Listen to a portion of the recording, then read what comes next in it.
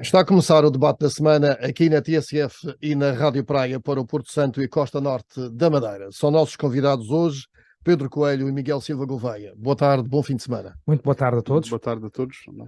Muito bem-vindos. Vamos começar com a nota de abertura de cada um. Pedro Coelho. Bem, boa tarde. A nota que trago hoje tem a ver com o Mundial do Qatar e em particular com a visita do Sr. Presidente da República. Que fique claro que, na minha ótica, o Sr. Presidente da República não precisa de autorização da Assembleia da República para esta deslocação, quer sobretudo que o ONU fique nos senhores deputados. Não o precisa? artigo, não, na minha ótica não, o que diz o artigo... Qualquer deslocação, O que não é? diz o artigo, sim, mas o Marcelo Rebelo de Sousa não se lembrou disso quando foi ao funeral a Angola isso de poderia José ter Eduardo sido dos Santos, planejado, em que ele aí não foi. Fala-se muito em perda de mandato, mas essa é uma norma antiga que vem de trás e que o pressuposto não era esse. Ou seja, o que há no fundo é um assentimento, não bem uma aprovação dos senhores deputados. Agora, esta era a primeira nota. Acho que, tendo em conta o regime autocrático do Qatar, o seu presidente não devia de ir ao primeiro jogo. Poderia, quanto muito, se Portugal, como todos nós esperamos, ir à meia-final ou, porventura, à final. E depois... tem tido umas informações, ainda ontem disse que ia falar de direitos humanos no Qatar, já foi chamado pelo regime do Qatar o nosso embaixador para prestar esclarecimentos com base nas informações de Marcelo Rebelo de Sousa, e portanto eu acho que cada dia que passa o professor Marcelo Rebelo de Sousa, o nosso Presidente da República, tem um conjunto de afirmações, quando falou do Qatar, que desvalorizando um pouco a questão dos direitos humanos, e portanto, cada dia que passa, acho que o Sr. Presidente tem que falar se calhar menos. O comunicar bem não é comunicar muito, é comunicar bem, é das vezes que comunica, seja claro, seja específico. Agora, eu acho que este ónus na Assembleia da República, no fundo, autorizando o Sr. Presidente a ir ao Qatar, não é isso que acontece na prática, e, portanto, esta deslocação é da exclusiva responsabilidade do Sr. Presidente da República e, na minha ótica, tendo em conta a violação dos direitos humanos, tendo em conta como as mulheres são tratadas no Qatar, tendo em conta o regime autocrático que todos nós conhecemos, acho que o Sr. Presidente não devia ter ido desta vez ao Qatar. Miguel Silva Gouveia, nota de entrada. Bom, nota de entrada, gostaria antes de mais cumprimentar todo o auditório, obviamente cumprimentar os presentes, Lionel e Pedro. Eu também tinha pensado falar sobre aquilo que se costuma designar do sports washing, que é estes mega eventos desportivos que servem para lavar quase a imagem de regimes que são autoritários e autocráticos. Obviamente que não concordo com esta matéria de falta de direitos humanos e particularmente com a atribuição mundial ao Qatar, que aconteceu em 2010 com contornos muito ligados à corrupção, mas uma vez estando no Qatar, acho que estando lá atribuído e sendo o evento desportivo lá, acho que devemos aproveitar, e se o Presidente da República vai ao Qatar, deve aproveitar para, no local, falar precisamente dos atentados aos direitos humanos. E falou.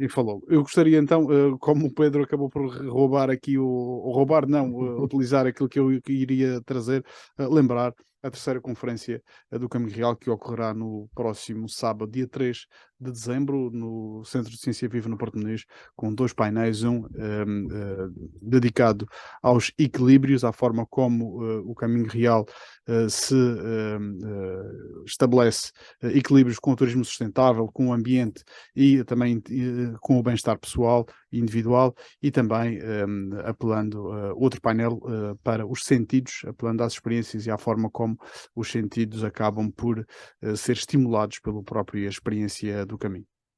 Muito bem, vou também ter aqui uma ligeira reflexão, uma nota de entrada, que tem a ver com o subsídio do Covid que está ainda por pagar aos enfermeiros da Madeira. São cerca de 200 enfermeiros que estiveram na linha da frente, com aumento de horas de trabalho e risco profissional. A Madeira fez um excelente trabalho na prevenção e um grande trabalho no cuidado aos doentes, até recebeu doentes do continente. Mas, 2 anos depois, o respectivo subsídio de remuneração extra está ainda por pagar. Isto é inadmissível. Numa semana em que o Cesarame voltou a estar em ebulição no serviço de ortopedia e também com falta de medicamentos. Vamos então a um dos temas centrais desta semana. Somos menos e mais velhos. Os censos de 2021 indicam que a população residente na região era de 250.744 habitantes, o que representa um decréscimo de 6,4 em relação à década anterior, sendo 46,9% homens, o que corresponde a 53,1 de mulheres, o que corresponde a mais 16 mil mulheres na região autónoma.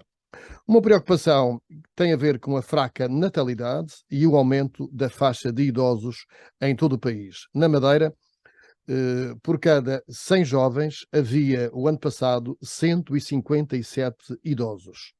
Assim, a questão é realmente bastante preocupante e fica desde já a pergunta: que forças e que mudanças sociais e económicas estão a contribuir para que nasçam cada vez menos bebés? Miguel Silva Gouveia. Bom, Lionel, este tema não é novo, não é recente. Portugal tem, e a Europa, no seu todo, tem, há muitos anos, nas últimas décadas, temos assistido ao inverno demográfico. E isso deve-se também à forma ocidental como olhamos para a organização das sociedades. Se o planeta bate recordes e atualmente estabelecemos um novo recorde dos 8 mil milhões de seres humanos a viver no planeta, a realidade é que os países ocidentais têm assistido a um decréscimo de população, muito devido ao aumento da esperança média de vida, por um lado, e à baixa natalidade, por outro. As consequências ou as causas que estão por detrás desta... Vamos às causas primeiro e às consequências a seguir. As causas, obviamente, estão numa forma muito mais, eu diria, não queria usar o termo egoísta, mas a verdade é que nós procuramos viver muito mais, até mais tarde, sem ter filhos. Eu recordo-me que Os jovens saem de casa cada vez mais tarde. Cada vez mais tarde. Eu, quando nasci, os meus pais tinham 20 anos, eu já tive os meus filhos aos 30 anos. E nota-se que, além das pessoas procurarem ter cada vez, ou ser natural a diminuição da constituição de famílias, nota-se o protelamento, o adiamento dessa decisão à espera das condições ideais. E a realidade é que essas condições, se no passado as famílias com se calhar menores recursos financeiros eram aquelas que tinham até mais filhos, hoje em dia toda a gente espera para ter recursos financeiros para poder ter ou dar melhores condições aos filhos. O mesmo não acontece nos países asiáticos, mesmo no continente africano, que têm estado com taxas de natalidade altíssimas. Paralelamente a isto, vivemos também o que chamamos a litoralização de Portugal. Isso acontece na Europa com a migração de população para as cidades. Em 2050, refere-se que 2 em cada 3 pessoas viverão em cidades, ou seja, quase 2/3, 66%. E isso acontece em Portugal, porque além de estarmos a diminuir a nossa população, a população está-se a concentrar mais no litoral. Esta semana, a propósito, eu li uma aldeia no interior da Itália, dava 50 mil euros para que os casais se fixassem na aldeia e em troca reconstruíssem uma casa, portanto, para viverem. Portanto, há que haver incentivos também. Sim, os incentivos... Bom, em primeiro lugar, é preciso assumir que as migrações e os movimentos migratórios terão que ser uma realidade. Nós temos assistido na Europa à falta de mão de obra e à necessidade de integrar imigrantes para poder fazer face a essa necessidade. Mas, do ponto de vista económico, também precisamos de mais população. Precisamos de mais população para manter a segurança social sustentável, precisamos de mais população para manter os serviços que hoje em dia mantemos na nossa sociedade. Este censo ou este relatório deve-nos servir de alerta para abrirmos ao mundo, procurarmos também complementar as nossas realidades, abrindo portas e acolhendo estrangeiros e imigrantes para que possam, de alguma forma, mitigar esta baixa natalidade. Já vamos voltar ao Miguel Silva Gouveia em relação às consequências deste problema. Vamos, para já, Pedro Coelho, saber que opinião tem sobre este decréscimo da população. Sim, nós neste momento em Portugal somos cerca de 10 milhões. Há estudos que indicam que em 2080 seremos apenas 7,5 milhões de habitantes. Temos aqui várias causas sociais, causas económicas, temos assistido também a muita imigração, sobretudo de jovens. Depois do Passo de Coelho ter sugerido, não é? Não sei se depois do Passo Coelho, acho que continua, o Passo Coelho já sai há muitos anos e os nossos melhores continuam a sair, a trabalhar lá fora. Porque Portugal não consegue atrair. Portanto, temos aqui para já um problema financeiro, um problema também económico, que é somos cada vez menos e podemos chegar a um ponto do equilíbrio das finanças públicas, ou seja, ou um dia vamos ter que aumentar os impostos à classe trabalhadora para pagar Sustentar as as reformas pensões daqueles que trabalharam, ou então vamos ter que no futuro reduzir as pensões daqueles que tiveram uma vida de trabalho, que seria as duas alternativas dramáticas. Na Madeira, como foi aqui dito, nós já reduzimos 6,4%. Aliás, em Portugal foi a segunda maior quebra depois de 1864, e há várias razões para isso. Hoje, mas vamos escalpelizar algumas razões. Hoje, o que é que acontece? Temos famílias que têm apenas um filho. Só 1/3 das famílias é que têm 2 filhos ou mais. Temos cada vez mais gente a viver em união de facto. Temos cada vez mais mães sós a viverem com um filho. Agora, a questão que se coloca é o seguinte, e a pergunta que se impõe: será que as pessoas hoje vivem pior do que viviam há 30, 40 anos atrás? Será que as condições habitacionais e outras são piores do que há 30, 40 anos atrás? Eu penso que não. É uma questão de opções pessoais, é uma questão também de alterações sociológicas que se deram. Hoje, se calhar, a expectativa e o planeamento familiar, como sabemos, é outro. Agora, mas algo não é tem só que ter uma questão feito. cultural e de conforto. Há questões claro económicas e sociais também, mas, muito fortes. Leonel, a pergunta que eu faço, isso é verdade, mas a pergunta que eu faço, no passado havia famílias que tinham 7, 8 filhos. Certamente não viam melhor do que famílias agora têm 3 ou 4 filhos. Eu não queria usar a palavra egoísmo, não é? Porque isto depende da liberdade individual de cada um, mas eu percebo que as pessoas hoje têm outras opções. Mas as pessoas nesse tempo até poderiam alugar uma casa barata. Agora, neste momento não há habitação, claro, também tem, a creche é elevadíssima, olha, Portugal os transportes são caros, a alimentação é cara. Portugal é o segundo país mais... mas há edificada. Portugal é o segundo país... acessível. Não, Portugal é o segundo país mais envelhecido da Europa. Portugal é dos países da Europa onde os jovens saem mais tarde de casa. Porventura, por essa questão habitacional, costuma-se dizer que em casa quer casa, e não é fácil para o jovem casal, ainda por cima agora com o aumento das taxas de juros, sair de casa e continuar a sua vida. Agora, será que isto se resolve com subsídios, com questões ligadas à natalidade? Não, isto resolve-se com kit de 500 euros, com kit bebê 500 euros não se resolve. Eu acho que as pessoas, é uma ajuda, mas ninguém vai decidir ter mais um filho porque vai receber mais 500 euros. Eu não acredito nisso, acredito que é uma ajuda e esses apoios existem para uma ajuda, mas eu não acredito que mesmo que o apoio triplicasse, as pessoas iam ter uma decisão tão importante. Mas há que motivar, de ter mais motivar mais a natalidade. Então, como é que se motiva? Por um lado, um desagravamento fiscal, portanto, quem tem 2 ou mais filhos tem que ter um desagravamento fiscal, tem em termos de impostos municipais que hoje já existem, mas têm que ser feitos de uma outra forma. Outra questão também tem a ver com o apoio à criança, não é? Portanto, há países, para esta Europa fora, onde os trabalhadores têm mais tempo para acompanharem os seus filhos.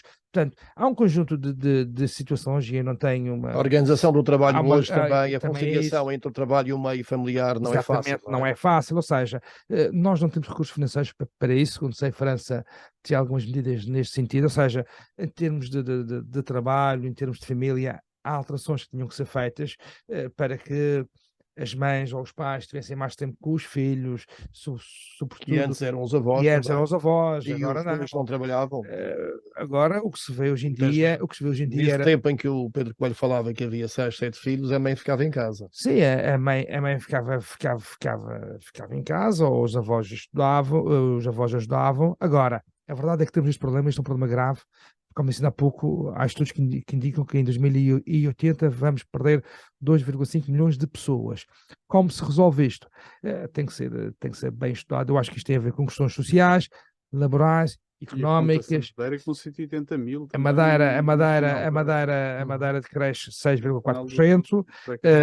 Agora, Com menos população e mais envelhecida. temos, Quem é que vai suportar os mais velhos? É esse o problema. Temos 182 idosos para 100 jovens. E se isto continuar assim, podemos criar aqui um problema de finanças públicas e de retribuição para aqueles que trabalharam uma vida inteira. Agora, esta é uma questão que não é só portuguesa, é, no fundo, dos países mais desenvolvidos, infelizmente, sendo que os países em vias de desenvolvimento não têm este problema que nós temos. Agora, gostaria de sublinhar que o problema não é a taxa de mortalidade, porque isso, a esperança de vida cada vez mais tem vindo a aumentar. Temos que ser claros também, muitos jovens escolhem outros países para viverem e não Portugal, porque o país, infelizmente, nos governa neste momento, não dá condições para que essas pessoas permaneçam em Portugal, sendo que muitos deles, como sabemos, têm tido carreiras de sucesso, porque tem imigrado muita gente, e essa imigração também não ajuda, é a questão do sistema político do país, é a questão do sistema... Em Portugal. Não fica em Portugal.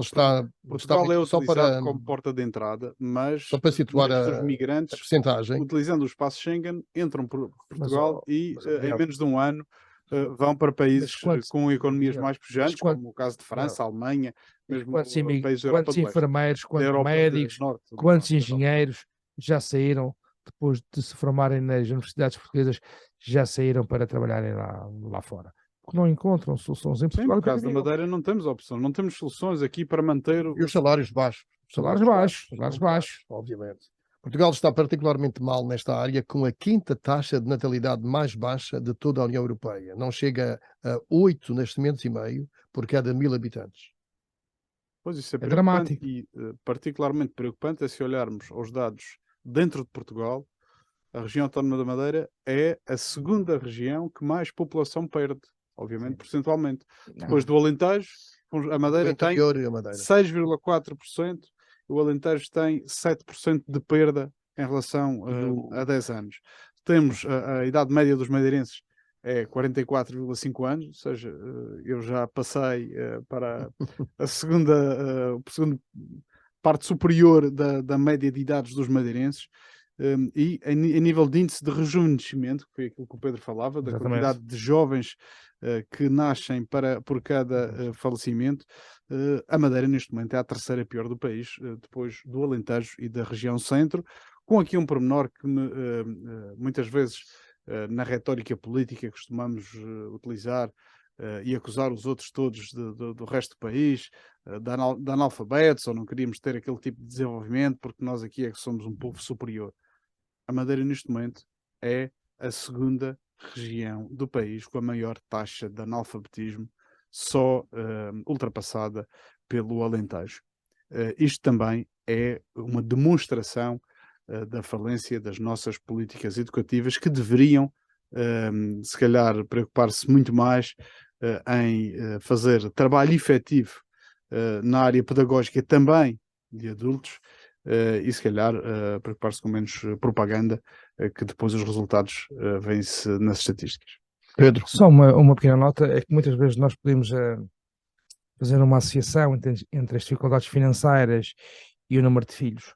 O que se verifica é que geralmente são as classes mais favorecidas, Uhum. se é que isso existem, são aquelas que têm menos filhos, ou seja, não diria que é uma questão económica, que é uma questão financeira, diria que é uma opção desses agregados familiares terem menos filhos, porque não é uma questão financeira. O que nós vemos ainda hoje é que Não quer dizer que as famílias numerosas vivam bem. claro que não, Há mas uma opção, há uma claro, questão cultural. há uma temos de questão- ter a consciência que há famílias que podiam ter mais filhos, mas por opção legítima do casal não têm, e é um direito que lhes assiste. Agora, não podemos dizer que é uma questão financeira, porque quem educa um filho pode educar dois, não é? E muitas vezes não é os bens materiais Depende, que estão em causa. depende, Costumava dizer depende dos que há encargos. depende Ninguém, dos encargos. ninguém deixa de ir à escola, Leonel, ninguém deixa, mesmo para a universidade também há apoios, para as creches neste momento, para os medicamentos, ou Mas seja, eu preciso mais um eu acho quarto em casa,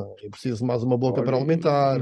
não era E os necessário. vi ordenados, até aos 18 anos na casa dos meus pais e dormia no mesmo quarto com o meu irmão e tinha mais um quarto, portanto foi assim que nós Também fomos criados. cresci num belisco, no mesmo Portanto, partilhando quarto. sim, com certeza. não Mas era a esse o partir de certa problema. idade, Sim, mas no acho, caso, no acho caso de um rapaz e uma rapariga, acho que há aqui uma mudança, as pessoas também mudaram, as pessoas também cada caso é um caso. têm outras oportunidades, têm outras vivências, têm outros consumos diários e, portanto, também acham que um filho os satisfaz, no fundo, como agregado familiar. Há famílias que querem dois, e tenho um irmão mais novo do que eu, que teve com a esposa quatro filhos, não é? E, portanto, foi uma opção. Agora, eu acho que não é só uma questão financeira, a opção é sobretudo uma questão de mudança de comportamentos, de Uhum. perspectivas de futuro, que leva a que as pessoas tenham hoje menos filhos, mas também a questão que falava ainda há pouco, cada vez mais pessoas em união de facto, cada vez mais mães solteiras, mães com um filho a cargo. Tudo isto também não ajuda. Repare, Há aqui neste momento há mais divórcios do que casamentos, não é? Mas isso é Portanto, a tua visão de direita da não é, sociedade, que achas que para ter um filho é preciso estar casado. Não é não é isso. esse, Sabemos que não. esse Sabemos que conceito não. tradicional de família. Não é isso. Não é isso. Eh, Não é isso. Mas é natural É natural que haja menos filhos numa união de facto do que num casamento é estável. era essa a perspectiva. Não há uma estabilidade. Exatamente. às vezes Pode haver. isso Pode haver mais. isso leva-nos a outra discussão. não é? Exatamente. Cada vez as pessoas casam menos, não é? Não, há famílias, há famílias que, haver. estando casadas, são destrutuраdas e se calhar ligam menos Sim, aos filhos do não é- que Sim. não. Claro, não era isso que eu estava a dizer. Não há aqui um Claro. nexo de causalidade que possa ser Ah. sistémico. O que eu gostava de referir era sobre os apoios que são dados e corroborando também aquilo que foi aqui dito. Portugal tem, em todos os níveis de poder político, seja do Governo da República, governos regionais e autarquias, criado incentivos e medidas de apoio à natalidade. Desde os IMIs familiares aos subsídios de natalidade, apoios às creches, bolsas de estudo, atribuição de manuais escolares gratuitos, Não é por aí. um conjunto Claro. de apoios que têm sido dados e aquilo que se assiste é que, infelizmente, não tem sido suficiente ou não é por essa via que se verifica que as pessoas têm um filho ou decidem ter mais um filho porque vão ter um kit bebê ou vão ter uma creche gratuita ou vão ter manuais escolares ou outra coisa qualquer. Portanto, a Gênese, o problema está, se calhar nem é problema, temos que aceitar, se as pessoas decidem, Se é um modo vivendo de numa vida, sociedade se é um modo de ocidental, vida. se as pessoas decidem Uhum. viver, eu tenho alguns amigos que dizem que não querem casar, nem querem ser pais, por opção.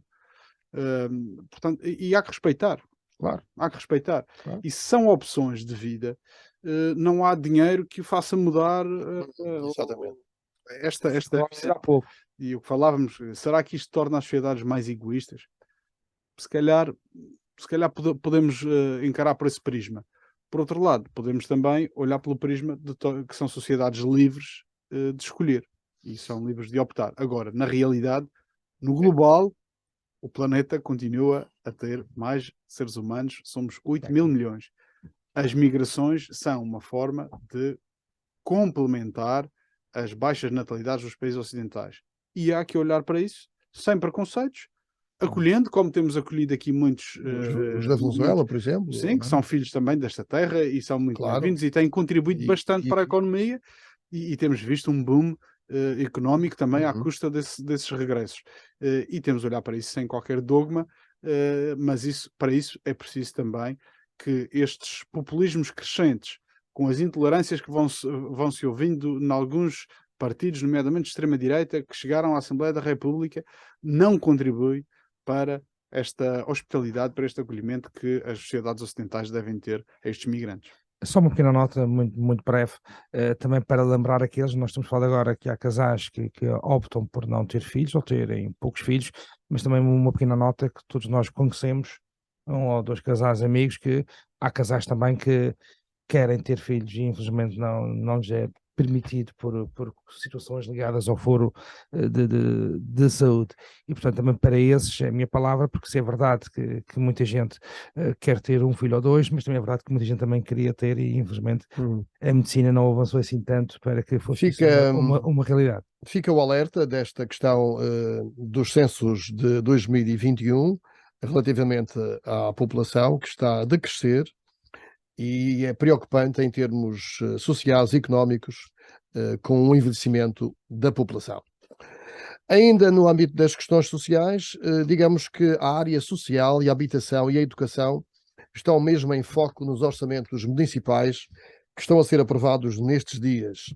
A crise social está a avançar, o cabaz de compras é cada vez mais elevado, os juros da habitação estão a subir, há cada vez mais casos de difícil solução em famílias de escassos rendimentos e as câmaras têm reforçado o orçamento nas questões sociais. Gostava de um vosso comentário, além de partirmos depois para o caso mais particular do orçamento do Funchal, mas relativamente a esta questão, o que é que vos parece esta aposta das câmaras nas questões sociais, Pedro Coelho?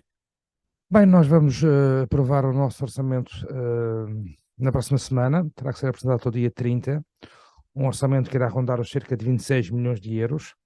Em relação aos outros anos é o mais elevado? Gera acréscimo, sobretudo tem a ver com o aumento das receitas fiscais, sobretudo em sede de IMT.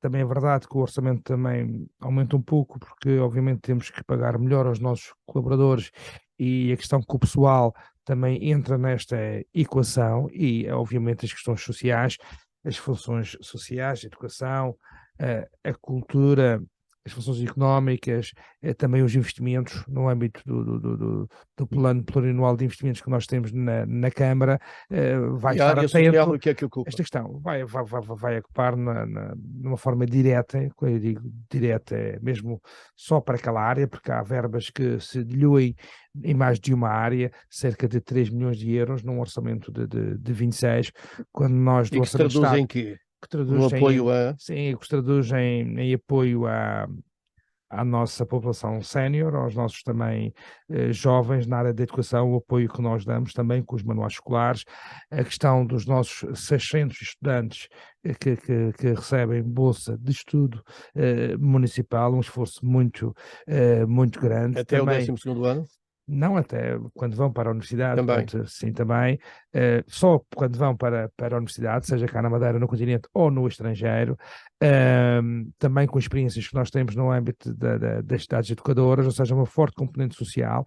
Também optámos por aplicar só um aumento de 2%, quando a lei previa que o aumento podia ir a 5,4%, salvo erro, das rendas comerciais e habitacionais. Nós colocamos um travão onde se prevê que o aumento das rendas dos bairros à nossa responsabilidade só irão, em alguns casos, aumentar 2%, e portanto nós vamos ter esse cuidado específico, continuar também a desenvolver o nosso conselho, esperando que também há uma dificuldade grande, penso que será uma dificuldade também das outras câmaras municipais que tem a ver com a revisão de preços, ou seja, a inflação trouxe o aumento Realmente dos aquelas preços, que têm muitas obras, e não é? obviamente que os empreiteiros vão pedir, aliás já estão a pedir nos termos da lei, a revisão de preços que é feita de uma forma mensal, e nós com o volume de obras nós já estimamos o valor de cerca de 800 mil euros, e depois temos um conjunto de intervenções, mas também no fundo um plano, não diria de combate à inflação, mas no fundo um plano de combate aos efeitos nefastos da inflação. Agora, sabendo que o Governo Regional também Há faz algum esse programa papel, específico para o combate à inflação? há sobretudo um conjunto de apoios específicos. Nós, na pandemia, nós não perdoámos, no fundo, vá lá, as rendas a ninguém. Nós foi moratórias aos espaços comerciais. Nós também E agora em isentámos. relação à inflação? Vamos aguardar. A inflação, segundo sabemos, pelo menos aquela que está no cenário macroeconómico, vai passar para níveis de 4,5%, 4,6%. Portanto, já tivemos inflação a 9% e 10%. É acreditar A OCDE não diz isso. pelo A cenário OCDE não diz que o isso. governo Já português ultrapassaram os 10, está no orçamento do Neste Estado, essa diminuição para o ano 2023. Mas Agora, neste momento estamos com é 10, mais de 10%. o nosso orçamento é um orçamento amigo das pessoas, é amigo do ambiente, também com uma forte componente ambiental, é amigo do investimento privado, e conseguimos mais uma vez transferir receita corrente para despesa de capital, ou seja, nós conseguimos reduzir a despesa corrente e canalizá-la para a despesa de capital, que é aquela que vai gerar emprego e vai gerar riqueza. Agora, temos de ter a Câmara consciência de Lobos que... está em moda, tem mais receitas fiscais. Não, Câmara de Lobos não E em almoçar termos... um dia destes a Câmara de Lobos, das esplanadas todas cheias. Eu acho que as esplanadas, a taxa de esplanadas e da ocupação do espaço público é demasiado barata, não é? Portanto, devia de ser até pela Sim, utilização mas do espaço. gera um negócio, Gera gera negócio, emprego, mas a utilização do espaço público vai subir então um bocadinho, não é? tem que ser paga. Para 2023, não, nós temos que rever essa tabela de taxas. Agora, temos que ajudar os nossos empresários a passar um momento mantém-se difícil. isenção ou ainda não? Não. Acabaram as isenções de Acabámos, pandemia. nós no âmbito, sim, acabaram todas, nós no âmbito da pandemia nós demos uma redução de 50% às taxas de licenciamento, que foi importante para que as pessoas apresentassem os seus projetos, novos projetos de construção ou requalificação das suas habitações. Agora, epá, é um orçamento que toda a receita fiscal que nós recebemos, à volta dos 3,4 milhões de euros, toda essa receita fiscal é aplicada. Ainda agora temos um procedimento concursal para repavimentar algumas vias, algumas artérias do concelho que estão efetivamente em mau estado, e vamos certamente, falta 3 anos para acabar o nosso mandato. Quando lá chegámos, tínhamos uma dívida consolidada de 15 milhões, neste momento temos uma dívida de 5 milhões, e é isso que nós queremos fazer, deixar Certo, a obra vamos... com responsabilidade e diminuindo a dívida do município. Portanto, uma atenção também grande na área social, que era o mote do início desta introdução nos orçamentos municipais. Miguel Silva Gouveia, em relação ao Funchal, é anunciado que, ou foi aprovado, um orçamento de 128 milhões, que corresponde ao maior orçamento dos últimos 10 anos, com uma fatia grande nas políticas sociais, 47%, e um aumento de 69%, aliás, um reforço de 47%, nas políticas sociais, e um aumento de 69% no setor da educação. Satisfeito com esta atuação da Câmara do Funchal? Bom, em primeiro lugar, se calhar importa perceber ou explicar às pessoas também de uma forma pedagógica, para perceber, quando falamos de funções sociais, o que é que aí inclui. Porque muitas vezes, quando falamos de funções sociais, a primeira coisa que vem à cabeça das pessoas é estamos a ajudar quem precisa, e aquilo que foi transmitido pela Câmara no orçamento do Funchal é que tinha feito um reforço ou algo inédito em termos de políticas sociais. 47% foi o que As eu li. políticas sociais incluem, além da aposta em educação e habitação social, que os investimentos no Funchal rondam os 500 mil euros, inclui maioritariamente habitação e serviços coletivos. E aqui, no Funchal, inclui também, ou aqui não, em qualquer orçamento, inclui o saneamento básico, as águas, os resíduos sólidos, a proteção do meio ambiente e a conservação da natureza. Ora, quando assistimos aqui o Funchal, por um lado, tem o maior orçamento de sempre, com 128 milhões de euros. E por outro lado, dizem que há um reforço inédito nas funções sociais. E verificamos que vamos analisar, vemos que a maior parte desse montante, 18 milhões de euros, é na construção do novo etar, para o qual foram constituídos 2 novos empréstimos e tiveram um contrato de programa com o Governo Regional. Portanto, se retirarmos os 18 milhões de euros aos 128, ficam 110, um orçamento perfeitamente em linha com aqueles que vinham sendo efetuados nos últimos anos e que foram, inclusivamente, chumbados. Mas não há uma maior ajuda às famílias e ao setor da educação? há dotações acima, mas o plano que foi proposto pela coligação Confiança, o Plano Municipal de Combate à Inflação, que visava aumentar os limites aos programas existentes, que aí é que efetivamente iríamos aumentar o apoio às famílias, foi chumbado. Ou seja, quem tinha um complemento de apoio à medicação, aos medicamentos, de 30 euros por mês, para o ano vai continuar a receber os mesmos 30 euros por mês. E nós propusemos que fosse efetivamente aumentado ou corrigido para o valor da inflação. Fizemos o mesmo para os outros regulamentos todos, para as bolsas de estudo, que se mantêm nos mesmos montantes, para o apoio à natalidade e à família, que mantém nos mesmos montantes. No fundo, há um aumento da dotação global, admitindo que as pessoas se vão qualificar para receber mais, mas, no entanto, as pessoas... Portanto, na vossa opinião, ficou aquém do apoio que poderia ser? Ficou muito aquém, isso. porque a Câmara só nos primeiros 8 meses cobrou mais 16 milhões de euros. Se tem mais de 16 milhões de euros e se vemos que o grande feito deste orçamento é construir a Etar do Funchal no Lazareto, que leva 18 milhões de euros. Que já estava em E atraso. que desses 18 milhões... Está em atraso desde 1991. Esse atraso, peço desculpa, mas não aceito. Estava em atraso? Não aceito que o PSD me atribua. Quando cheguei à Câmara em 2014, o que existia era nada. Zero. Nem projeto, nada. Temos que fazer projetos, estudo de impacto ambiental, financiar no POSEUR, aprovações e expropriações, e então foi para o terreno, e agora obviamente está a escolha do local demorou imenso tempo também. Também. Também mais uma questão que foi na altura pela Secretária do Ambiente, foi dito que o Lazareto seria o local indicado e apropriado e que pagaria tudo. Na verdade, o Governo deu 3 milhões de euros e obrigou a Câmara a se endividar em outros do uso. E em relação ao empréstimo, ou melhor, a uma colocação em depósito a prazo de 8 milhões de euros? Pois, isso é algo que não se percebe. A Câmara diz que vai ganhar com essa aplicação. Não, a Câmara o que vai ganhar é politicamente, porque vai poder fingir ou dar aqui alguma ocultar, assim é a palavra mais correta, a fraca execução orçamental que tem este ano, vai ocultar que transita com saldo de gerência. Quando se souber no próximo ano, quando se falar de saldo de gerência da Câmara do Funchal, vamos saber que há 8 milhões de euros que foi colocado no banco para não transitar em saldo de gerência. Para ganhar 1000 euros. Não, isso não vai ganhar. 1000 euros é irrelevante para aquilo que se está aqui a falar. 1000 euros é o que a Câmara dá a um apoio, se calhar. Na sua opinião, esses 8 milhões deveriam ser pagos a fornecedores, era isso? Obviamente, se tem excesso de liquidez, paguem a fornecedores. Mas o Presidente da Câmara diz que não podia aplicar esse dinheiro nessa matéria.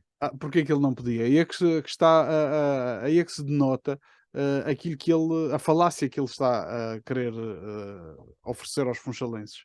É porque há uma lei dos compromissos e quando as obras são lançadas, os valores são comprometidos. Não podem ser aplicados noutras áreas.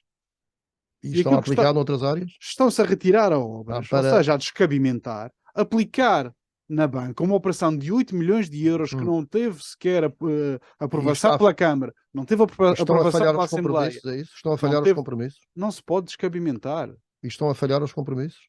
Pelo que ele está a dizer, se não pode pagar a fornecedores porque tem compromisso, não pode também aplicá-los noutros fundos. Vamos supor que ele aplicava os 8 milhões de euros num banco, que eu não conheço qual é, ele diz que tem uma proposta bancária, mas não deu conhecimento à Câmara, nem tampouco foi aprovado pela Assembleia, nem teve visto do Tribunal de Contas. Vamos supor que ele aplicava 8 milhões de euros numa aplicação financeira de um banco qualquer, vamos supor que era o Banif, ou o atual novo banco, o antigo BES, e o banco falia.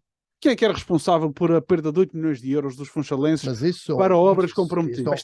Nessa ordem falei mesmo. Mas é um risco que todos correm. Mas precisamente para evitar criar este tipo de riscos é que foi criada a lei dos compromissos e dos pagamentos. Foi quase disso. Para evitar que se aplicasse dinheiro. Pedro Coelho, falou com o Pedro Calado sobre isto? Não. E por isso também, deixe-me só terminar, Lionel, por isso que foi censurado no passado a aplicação de dinheiro da Câmara em swaps.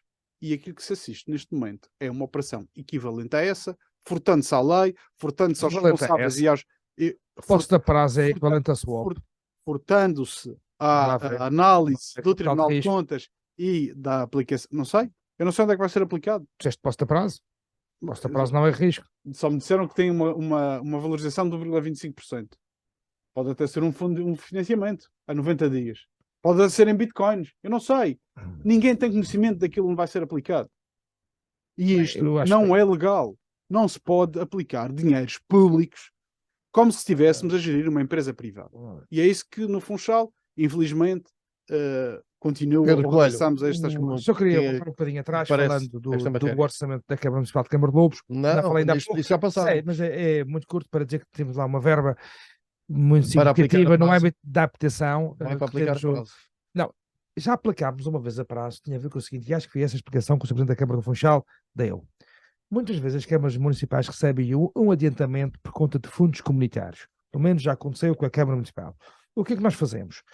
Nós, quando recebemos o adiantamento de fundos comunitários para aplicar numa determinada intervenção, a Câmara Municipal de Câmara de Lobos já fez uma vez, aplicou esse dinheiro a prazo, apenas e simplesmente para depois aquele dinheiro servir para aquela empreitada que só pode ser usado para aquela mentira que a empreitada. Câmara tenha 8 milhões de euros de adiantamento de fundos No caso da comunitários. Câmara O Funchal Câmara não de tem 8 milhões de euros de adiantamento. Nós fizemos isso no âmbito do Prodram, recebemos o adiantamento, porque as verbas do Prodram, com a apresentação da candidatura, depois de aprovada, podemos receber 50% do valor que vai ser alvo de incentivo financeiro, e enquanto a obra não avançava e esperava pelo visto do Tribunal de Contas, nós pusemos no depósito a prazo. Obviamente, quando a obra começou... E foi isso que o Pedro Calado quis dizer no Funchal? Pelo que eu ouvi das declarações, tenho a ideia que tinha a ver com fundos comunitários. Uma segunda nota.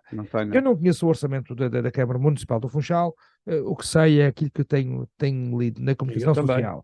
E há uma nota importante para as famílias. Quem conhece melhor é o Miguel Silva Gouveia. Há uma nota importante, que o Miguel não falou aqui, e julgo que não terá sido de propósito, que foi o desagravamento fiscal que fez em sede de IRS.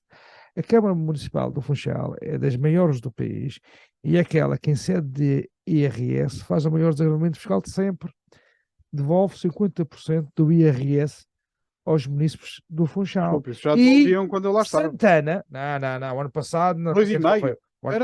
O ano passado, sabes muito bem que não devolveu. E quem é que ficou com esse dinheiro? Não, mas devolves ou não Quem é que devolveu? O ano passado... Não, este ano. Quem é que ficou com o dinheiro Não dos devolveu. funchalenses do IRS? Quando se Ficaram fala, com 3 milhões dos quando se funchalenses fala- e não quiseram devolver este ano, reprovando uma Não. proposta de devolução do Não IRS foi total este ano. Miguel, na altura eras Reprovado. Presidente de Câmara e isso Nós não sei tínhamos porquê, 2,5%. não passou na Assembleia Municipal e ninguém devolveu IRS aos Em funchalenses. 2020 devolvemos 2,5%. Miguel, estou a falar de Metade. 2020, estou a falar de 2021 2021. não aconteceu. Os funchalenses, quando Em receberam 2021, a devolvemos nota, 2,5%. não devolveram. Os funchalenses, quando verem a sua nota de liquidação do IRS, onde Este diz ano. benefício municipal, Este ano. a que receberam relativamente ao ano 2021, certo? Não tiveram benefício fiscal nenhum do Funchal. Está lá Este descansado. ano. Este Miguel, ano. não estou a falar deste Aquilo que ano, nós estou a falar do ano passado. Nós estamos a dizer a mesma coisa. Não, estamos a dizer. Estamos a dizer uma coisa. Calado. Este ano. Foi calado que agora vai pagar. pagar 3 milhões de euros. É Oh, bom oh, dinheiro. Santana oh, devolve tudo, os 5%. Pedro, Santana devolve 60 Este milhões. ano, o Funchal Funchal devolve ficou com 3 milhões 3,5. de euros de IRS dos funchalenses. Cada vez. Ficou com 3 milhões de euros de IRS dos funchalenses. Mas Recebeu a totalidade. Ficou com 6 Mas porquê é milhões. que se botou toda Ficou com 6 milhões. Face à proposta de devolução, ele disse que aquilo tinha sido roubado aos funchalenses. Mas quem é que recebeu o dinheiro se não foi a Câmara do Funchal que ele gera? Se foi roubado, devolva. Nós propusemos para devolver. Agora. Mas devolveu 2,5. Agora. Agora vai devolver os 2,5. Agora. Não vai devolver os 2,5, tinha de devolver 5%, a Vai totalidade. devolver tudo. Sim, vai devolver E tu, tudo. quando tiveste Se ele não tem- devolveste nada, vai devolver agora. Se ele tem. Devolvi 2,5% No de ano. milhões de euros. E no ano No seguinte. Começamos a devolver E no outro- devolver 1, depois 1,5, E no último ano. depois 2 e depois E 2,5. depois O nada último porquê. ano foi 2,5. Zero. Quando estes chegaram, quando Ah, a atual foi. gestão ficou com a totalidade. Mas, Miguel, devolver Quem é que no devolver? último ano que nós temos. Não devolveu nada. Devolveram, mas No não último ano que lá estive, democrático 2,5%. municipal. Não devolveu. Este ano é que a Câmara recebeu a totalidade do IRS dos funchalenses. 6 milhões Mas de euros. porquê é que recebeu a totalidade? 6 milhões Mas de euros. porquê é que recebeu? O Miguel sabe Porque porquê. o PSD, na Assembleia Municipal, fez aprovar uma proposta ilegal que não era passível de ser registada na autoridade. O PSD já queria devolver tudo. E Então porquê que não e a devolve tudo colocação é que Então porquê que não devolve tudo agora? agora. Estás a ver em coerência, mas Pedro? tu estás- Estás a ver em coerência? Miguel, Isto Miguel. são malabarismos financeiros para Miguel. iludir os funchalenses. Por um lado dizem que não têm dinheiro para devolver tudo. Por outro lado, metem 8 Miguel. milhões de euros para render 1.000 euros. Metem 8 milhões de euros em depósitos a prazo. Sei lá, que possa prazo. Isto- Tem investimentos que vão ser feitos no futuro. Isto Já é têm que ser feitos agora. O último ano que lá estiveste, não Isto é ludibriar os funchalenses. É ludibriar. Não sei se... Pedro, e tu sabes que Os funchalenses, no último ano que lá tiveste, tu sabes muito bem que não houve devolução nenhuma de IRS. No E o Presidente da Câmara, os funchalenses receberam 3 milhões de euros. Este ano pagaram na totalidade. Quem recebeu foi a atual gestão municipal. Está tudo escrito, registado. Poderia devolver, podia. Devolveu, não. Optou por ficar. E só para te dizer aquilo que foram algumas das áreas onde foram retirados as verbas que não foram para fundos comunitários. Olha, a ampliação do arquivo municipal foi retirado, não foi uma obra que nós lançámos, foi retirado dinheiro daí. O Sigma também não é financiado por fundos comunitários, dinheiro que foi retirado desta rúbrica. Equipamentos para os bombeiros também foi retirado para colocar nos 8 milhões de euros. Melhorias do quartel dos bombeiros, coberturas da escola de São Gonçalo. Não temos o contraditório da Câmara do Funchal. É isso, não, eu acho que o Miguel temos que ter aqui o Pedro Calado. Exatamente. Não, mas eu para a semana, próxima vez, estou certo do que estou a dizer, no último ano que o Estado teve, não devolveu o IRS aos funcionários. Ora bem, vamos passar ao outro. Mas quem fez o dinheiro foi o Pedro Calado. Mas tu arranjas o Presidente da Câmara? Não, a Câmara do Funchal. Tu arranjas o Presidente da Câmara? Ele agora vai o Orçamento do Estado e a Madeira estão novamente de costas voltadas, com diversos dossiês adiados. Há diferenças de critérios no financiamento das regiões autónomas que se repetem ano a ano, desde a Lei das Finanças Regionais ao subsídio de mobilidade, curiosamente, subsídio de mobilidade que os açorianos não se queixam e que os madeirenses continuam a se queixar, portanto, diferença de critério, e que se repete novamente. Até a Universidade da Madeira recebe menos 5 milhões de financiamento que a dos Açores. No entanto, o PS considera que a Madeira sai beneficiada com o Orçamento do Estado e o PSD diz que é uma desilusão e votou contra. Gostava do vosso comentário sobre esta matéria, dado que este Orçamento do Estado, obviamente, que tem influência na vida da região autónoma. Pedro Coelho. Sim, isto é recorrente, esta questão do Orçamento do Estado e o Orçamento da região. Obviamente, o Orçamento da região depende em cerca de 228 milhões de euros do Orçamento do Estado via Lei das Finanças das Regiões Autónomas, mas verifiquemos mais uma vez que o compromisso do Estado para com o hospital não está a ser cumprido, ou seja, havia um compromisso de pagar 50% e, efetivamente, segundo as contas do Governo Regional, faltam 9,1 milhões de euros que não estão inscritos no Orçamento do Estado. Há a questão das viagens dos residentes aqui na Madeira, que continuam a pagar os preços que todos nós sabemos e pagamos, e só muito mais tarde é que recebemos o reembolso. Uma situação... Curiosamente, em relação às viagens, hoje ao preparar o programa, refletiu sobre essa matéria. Os açorianos não se queixam de subsídio de mobilidade. Pois não, porque eles só pagam aquele valor que está estipulado. Portanto, não era normal que a Madeira e os Açores tivessem o mesmo tipo de regulamento? Claro, mas nós, como portugueses que somos, nós obviamente não quisemos que os valores fossem impulados como está acontecendo nos Açores. Os Açores, salvo erro, são 125 euros, 124 euros. Portanto, eles pagam o máximo, todos nós portugueses é que pagamos, não é? Via Mas eles não se queixam. Eles não se queixam. Agora, a verdade é que isto já foi discutido aqui várias vezes, a solução já está encontrada, já passou na Assembleia Legislativa da Madeira, na República ainda não passou, não sei se já foi discutido ou não, e infelizmente ainda não conseguimos pagar apenas os 86 euros. Para além dessa questão, tem outras questões, tem a ver com o Centro Internacional de Negócios, ou seja, muitas matérias que, segundo as propostas que eu conheço do PSD Madeira, e no fundo também propostas dos grupos parlamentares aqui da Madeira para a República, muitas delas até não tinham muita componente financeira, e isso, muitas delas não foram aprovadas, não sei quantas, para já é que tem a aprovação do PS, porque o PS hoje tem, como sabemos, a maioria na Assembleia da República. Agora, esta questão é uma questão que ainda não se resolveu, este contencioso. A Madeira faz as contas, quais são as contas certas, o Estado não cumpre, também no âmbito das transferências em termos de receitas fiscais há aqui um diferendo, há a questão também dos subsistemas de saúde, onde a Madeira continua a suportar os custos de saúde com as forças de segurança. Essa que deve ser uma responsabilidade do Estado, verbas também ligadas ao PRR. Portanto, são situações em todos os anos. Sr. Gouveia, faz sentido que haja esta diferença de critérios entre a Madeira e os Açores no apoio do Estado? Para além da questão da Universidade da Madeira, não é? Bom, também é gritante. 5 milhões em relação à Universidade da Madeira e em relação portanto, o diferencial que recebem os Açores e que recebe a Madeira. Bom, em primeiro lugar, eu gostava de só referir aqui e de lembrar ao Pedro que esta semana o presidente do Governo Regional, ou se calhar investido nas funções de líder do PSD Madeira, referiu que eram só 2 os motivos que levavam ao chumbo por parte dos deputados do PSD Madeira ao Orçamento de Estado, ao voto contra, que era o caso da não majoração à Universidade da Madeira. Sim. E o subsídio de mobilidade. O subsídio de mobilidade. Mas há mais. Tudo o resto, Mais. mais. Ao hospital, sim. tudo o resto parece que está encaminhado. Há Parece que está bem encaminhado. Os Claro que deputados da Assembleia da República dizem que há mais. quem quer votar contra arranja sempre forma de votar contra. Eu referi no outro programa que não era um bom princípio continuar a votar contra, não é um bom princípio negocial votar contra só por votar. Mas decorreu o tempo negocial na especialidade. Não, votaram contra numa primeira fase. O PSD Madeira já votou contra na globalidade e agora já admitiu ou já anunciou o seu sentido de voto que votará contra a especialidade.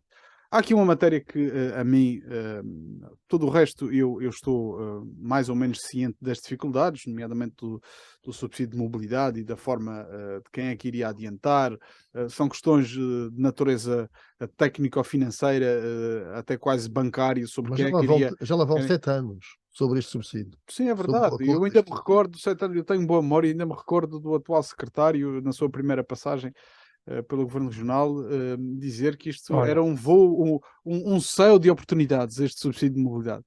Até me lembro de uma página de propaganda ou de publicidade feita aqui no Diário de Notícias, era um céu de oportunidades. Pronto, estamos a ver um céu de oportunidades, tantos anos depois, aquilo que passou tanto tempo e é verdade. Já tem uma opinião clara sobre isso. É verdade, há uma opinião clara e parece-me que deveríamos mudar o subsídio de mobilidade e neste momento... Em relação à universidade. Em relação à universidade. É algo que a mim deixa-me um pouco atónito.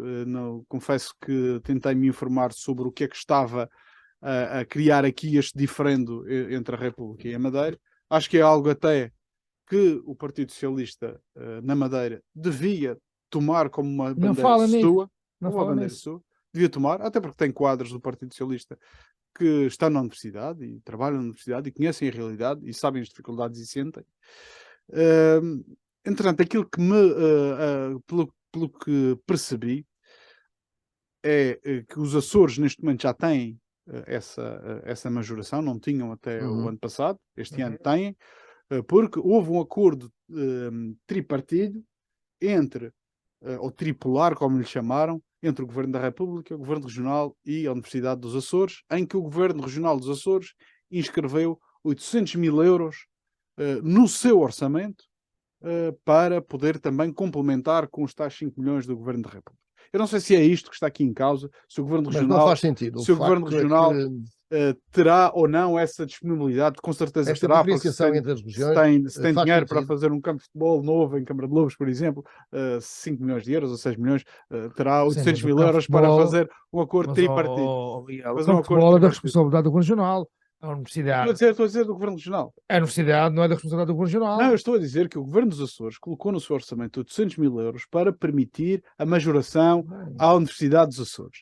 E eu estou a perguntar, eu não sei, tu conheces o orçamento da região, para o próximo ano eu não o conheço ainda, não tive a oportunidade de o analisar. Se há a disponibilidade no orçamento da região de colocar uma verba semelhante àquela que o Governo Regional dos Açores colocou para poder, na Madeira, ter um modelo igual àquilo que é feito nos Açores. E que há perguntas, estamos mesmo sobre a hora. O Miguel, quando era presidente da Câmara Municipal do Funchal, havia intervenções no Funchal que ele dizia que não fazia, que era a responsabilidade do Governo Regional.